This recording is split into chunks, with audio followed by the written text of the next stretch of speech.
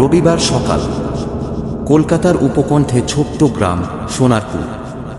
শান্ত নিরিবিলি গ্রাম, গাছগাছালি, পাখির ডাক আর একদম শহরের কোলাহল থেকে দূরে। কিন্তু এই রবিবারটা অন্যরকম হতে চলেছে। রোহন, কলকাতার এক তরুণ সাংবাদিক, বন্ধুর কাছ থেকে শুনেছিল সোনারপুরে এক পুরনো চৌধুরী বাড়ি আছে যেখানে নাকি প্রতি রবিবার রাতে এক মেয়ে গান গায়, অথচ সেই মেয়েটা 40 বছর আগে মারা গেছে। রোহনের মনে কৌতূহল জাগে। সে সিদ্ধান্ত নেয় সেদিনই যাবে। দুপুরের পরেই পৌঁছায় সোনারপুরে। গ্রামের বুড়ো মানুষগুলো তাকে দেখে একটু অবাক। এক চায়ের দোকানে বসে রোহন বলল, চৌধুরী বাড়িটা কোন দিকে? চাওয়ালা ভুরু কুঁচকে বলল, ওই বাড়ির কথা জিজ্ঞেস করো না বাবু, ওখানে কেউ থাকে না, আর থাকলেও মানুষ না। রোহন মুচকি হেসে বলল, আমি সাংবাদিক, ভূতের গল্প খুঁজতে এসেছি। চাওয়ালা কিছু না বলে শুধু ফিস করে বলল, সাবধানে থাকো বাবু, আজ রবিবার। চৌধুরী বাড়ি। সন্ধ্যা নামতেই রোহন গেল চৌধুরী বাড়ির পথে। বাড়িটা যেন মৃত্যুর মতো নীরব। লোহার গেটটা মরচে ধরা, চারপাশে ঝোপঝাড়ে ঢাকা। বাড়ির দেওয়ালে পুরনো রং উঠে গেছে, জানালা ভাঙা, আর মেঝেতে শুকনো পাতার স্তূপ। সে টর্চ জ্বালিয়ে ভেতরে ঢুকল। হঠাৎ কোথাও থেকে একটা ঠান্ডা হাওয়া এসে লাগল। মনে হলো কেউ ফিসফিস করে বলল, হিলে যা, আজ রবিবার। রোহন টর্চের আলো ঘুরিয়ে কিছুই দেখতে পেল না, কিন্তু দেয়ালে একটা পুরনো প্রতিকৃতি ঝুলছে। এক তরুণী মেয়ে, চোখে গভীর বিষাদ। নিচে লেখা, অমৃতা চৌধুরী, 1975, 1985। রোহনের মেরুদণ্ড বেয়ে ঠান্ডা স্রোত নেমে গেল। অমৃতা মারা গেছে মাত্র 10 বছর বয়সে। তাহলে আজও তার গানের আওয়াজকে শোনে। রাতের সুর। রাত 11টা নাগাদ রোহন রেকর্ডার চালু করে বসে পড়ল। বাতাসে অদ্ভুত ঠান্ডা। ছাদের কোণে বাদুড় ঝুলছে, আর দূরে কুকুর ডাকছে।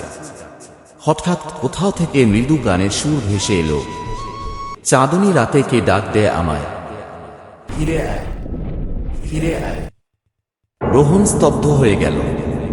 কণ্ঠটা একদম শিশুর মতো মিষ্টি, কিন্তু যেন কাঁদছে কাঁদছে। সে শব্দ অনুসরণ করে ওপরের ঘরে গেল। দরজাটা অর্ধেক খোলা। ভেতরে ঢুকেই দেখল এক মেয়ে জানালার ধারে বসে আছে, পিঠ ফিরে। সাদা পোশাক, চুল খোলা। রোহন সাহস করে বলল, তুমি অমৃতা? মেয়েটা ধীরে ধীরে ঘুরে তাকাল। মুখে ফ্যাকাশে হাসি, চোখে জল, ঠোঁট কাঁপছে। তুমি এসেছ আমার গান শুনতে? রোহন থরথর করে বলল, তুমি তুমি কিভাবে বেঁচে আছো? মেয়েটা ফিসফিস করল, বেঁচে আছি না, কেউ প্রতিশ্রুতি ভেঙেছে, তাই আমি যেতে পারিনি। হঠাৎ জানালা বন্ধ হয়ে গেল, বাতাসে আলো নিভে গেল। রোহন দৌড়ে বাইরে এলো, কিন্তু দরজা বন্ধ। মেয়েটার কণ্ঠ এবার গোমানিতে পরিণত হল, প্রতিশ্রুতি দাও, রবিবার এলে আবার আসবে, নইলে তুমিও যাবে না। রোহন অজ্ঞান হয়ে পড়ে গেল। পরের দিন সকালে গ্রামবাসীরা শুনল চৌধুরী বাড়ি থেকে এক সাংবাদিকের চিৎকার এসেছিল রাতে। তারা গিয়ে দেখল রোহন চেতনা হারিয়ে মেঝেতে পড়ে আছে। কিন্তু অবাক ব্যাপার, তার রেকর্ডারে কোনো শব্দ নেই। শুধু একটাই জিনিস, কাগজে লেখা, আমি প্রতিশ্রুতি দিয়েছি, আমি ফিরব। রোহন জেগে উঠল, কিন্তু কিছুই মনে করতে পারছিল না।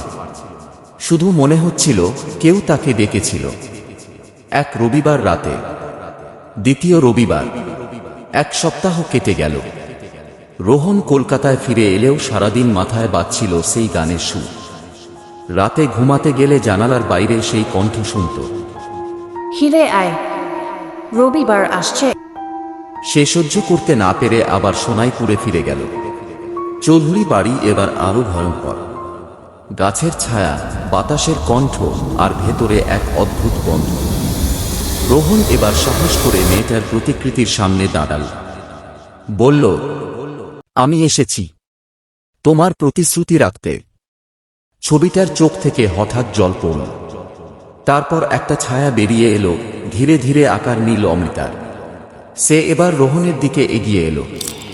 তুমি ফিরে এলে, এখন তুমি জানবে সত্যিটা, অতীতের সত্য। ঘরটা কাঁপতে লাগলো। হঠাৎ চারপাশের দেওয়াল ভেঙে গিয়ে রোহন দেখল অন্য এক দৃশ্য। সময় যেন পিছিয়ে গেল 1985 সালে। বাড়ির ভেতরে ছোট অমৃতা পিয়ানো বাজাচ্ছে। তার বাবা রাজেশ চৌধুরী রাগে ফুঁসছে। একদিন তিনি মেয়েটিকে দোষ দেন এক ভুলের জন্য, সে পিয়ানোর তার ছিঁড়ে ফেলেছিল। রাগের মাথায় বাবা মেয়েকে ঘরে আটকে রাখেন। সেই রাতে আগুন লাগে, সবাই পালিয়ে যায়, কিন্তু অমৃতা ঘরে আটকে পুড়ে মারা যায়।